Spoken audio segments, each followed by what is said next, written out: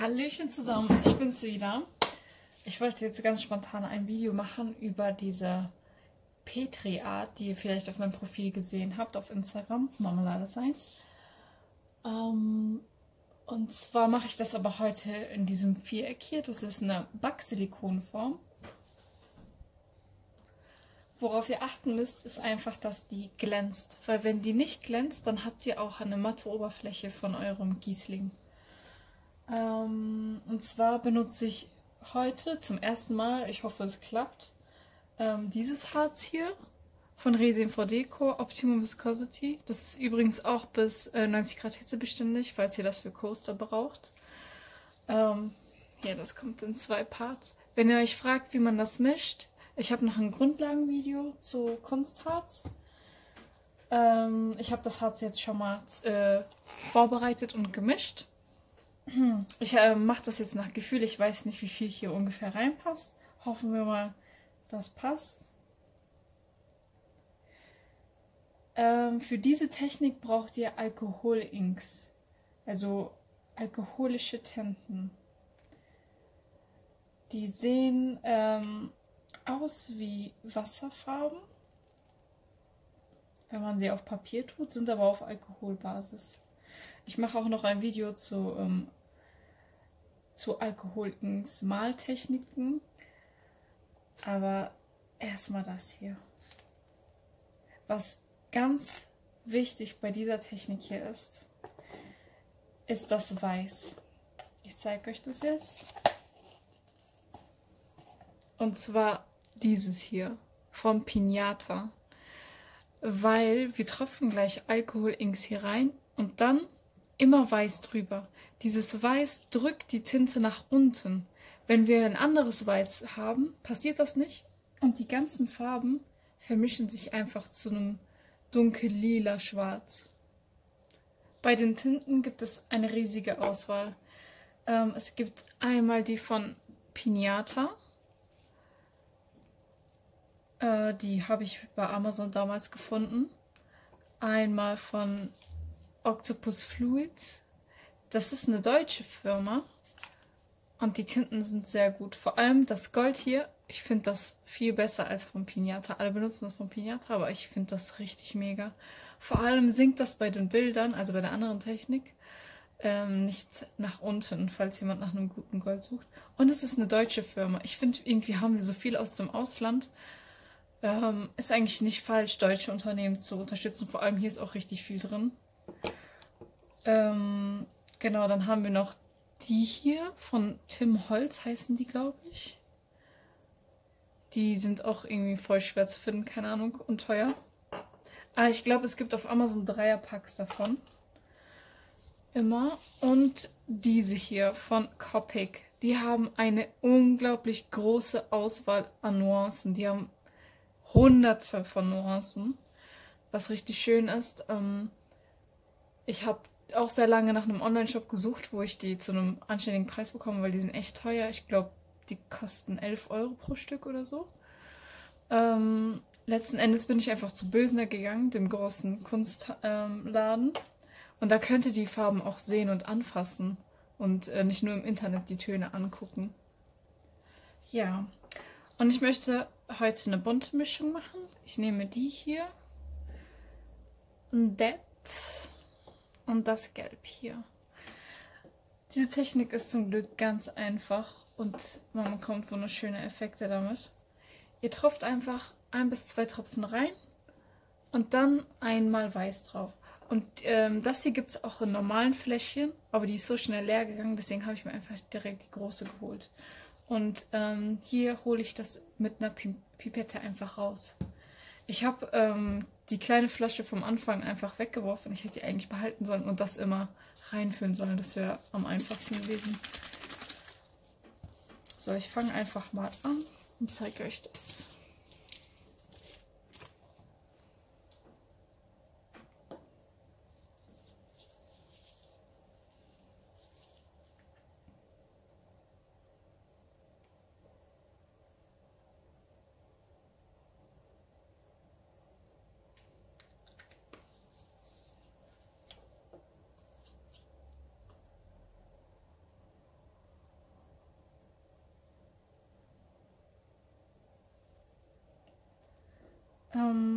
Ich bin noch nicht der ganze Vollprofi darin, deswegen weiß ich nicht. Also ich bin mir nicht 100% sicher, wie hoch das ungefähr sein muss.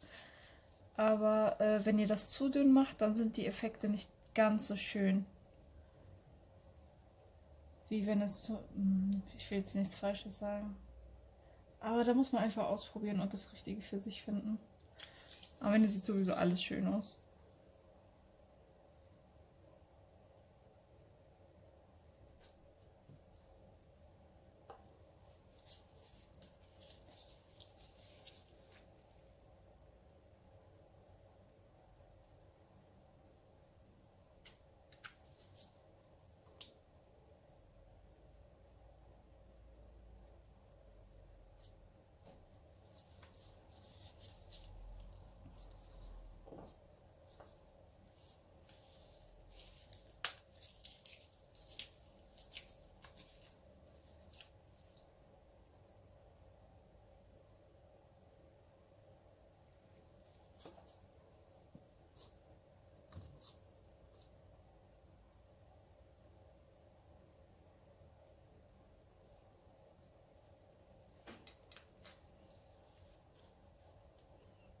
Ihr könnt auch nochmal drüber gehen, damit es noch farbintensiver wird.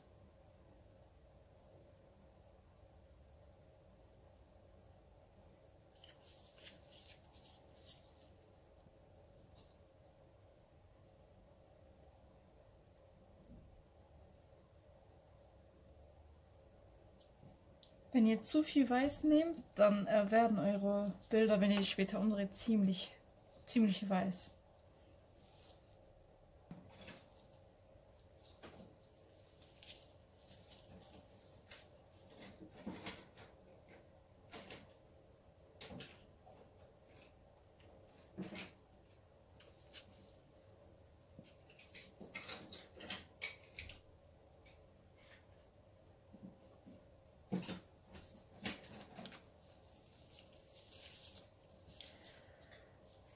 Ja, ich glaube, langsam könnte es riskant werden, dass ich vielleicht zu viel Farbe gemacht habe. Beziehungsweise jetzt machen werde, weil ich will noch was reintropfen. Aber wir werden dann gemeinsam das Ergebnis sehen und daraus schlauer werden.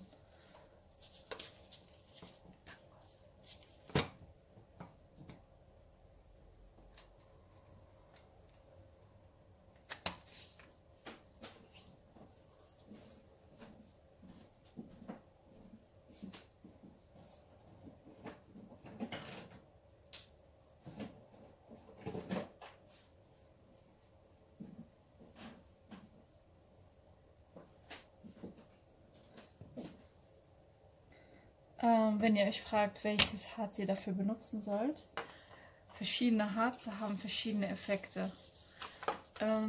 Und zwar hatte ich mit Art Resin, das ist ein sehr dickflüssiges Harz, mein schönstes Ergebnis. Leider finde ich das gerade nicht, aber ich kann euch zeigen, was passiert, wenn man ein sehr dünnflüssiges Harz nimmt, zum Beispiel Dupont oder die Epoxy Germany. Und zwar habe ich das hier bekommen. Erstmal war ich unzufrieden, weil das ja nicht das typische Petri-Art-Ergebnis ist. Aber im Nachhinein fand ich das auch ziemlich hübsch, wie sich das hier verteilt hat. Und das habe ich zum Beispiel mit einem dickflüssigeren Harz gemacht. Ich weiß leider nicht mehr welches. Ja, und mit dem sind wir jetzt eigentlich fertig. Jetzt lasse ich das ungefähr 15 Stunden trocknen und dann hole ich das morgen aus der Form und ich bin richtig gespannt, was das wird. Wenn ihr irgendwelche Verbesserungsvorschläge habt oder so, schreibt das ruhig in die Kommentare oder Fragen. Und lest immer auch noch, was ich in die Beschreibungen packe, weil ich vergesse öfter mal was. Und dann sind da vielleicht wichtige Informationen. Ja, und folgt mir auf Instagram, Marmelade Science. Hey, ich bin's wieder. Nach 13 Stunden. Ich habe gemerkt, ich habe mich ungefähr für euch vor 3 Sekunden schon verabschiedet. Das Video ist gar nicht vorbei. Und zwar ist hier das Ergebnis. Ihr seht, es hat sich echt verändert. Ich bin so gespannt, wie die Rückseite aussieht, bevor ich das hier aus der Form hole. Achso, übrigens würde ich vielleicht noch länger warten, weil ich merke, das ist noch ein bisschen flexibel, aber ich kann nicht mehr. Und wenn ihr auf Nummer sicher gehen wollt, dann wartet vielleicht doch 15, 16, 17, 18 Stunden. Und ich habe noch ein Werk von mir gesehen vom Anfang, wo ich nicht wusste, dass dieses Weiß vom Pinata so wichtig ist. So sieht das aus, wenn ihr kein richtiges Weiß habt, dass die Tinten nach unten drücken. Also die Tinten sind nicht mal nach unten gekommen und das ist einfach eine hässliche Brühe. Und dann habe ich noch ein Ergebnis mit Art Resin gesucht. Das ist mein schönstes, also ich bin am glücklichsten damit. Nur passt auf, wenn ihr euch das bestellt, das ist ein bisschen schwierig für Anfänger, weil es sehr dickflüssig ist und ihr müsst wirklich sehr ordentlich rühren. Hier habe ich ein Ergebnis mit Just for You Online UK. Das werde ich auch in die Linkbox alles schreiben. Genau, damit ihr mal wisst, wie das aussieht. Und ich glaube, manche fragen sich noch immer, wie dick das sein soll. Ich habe es mit unterschiedlichen Dicken ausprobiert. Ihr seht, das ist hier ganz unterschiedlich und hat eigentlich jedes Mal geklappt. Ja, okay, holen wir das mal aus der Form.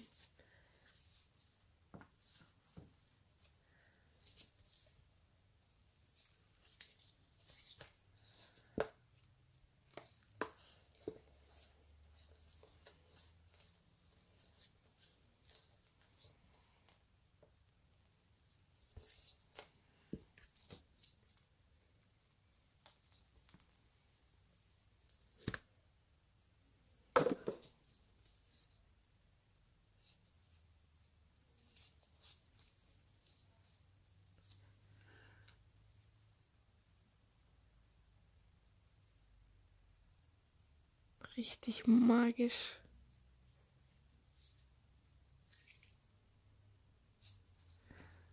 Ja, das ist das Ergebnis. Ich glaube, ich stelle es entweder als ein Kunstwerk hin oder man könnte das vielleicht als Telleruntersetzer benutzen, aber dafür ist es irgendwie zu schön. So, jetzt kommt der Part. Wenn ihr Feedback habt oder so, schreibt es in die Kommentare. Ich habe auch Instagram, da könnt ihr mich besuchen. Und wenn ihr Videowünsche habt, könnt ihr das auch unten lassen. Dankeschön, bye bye.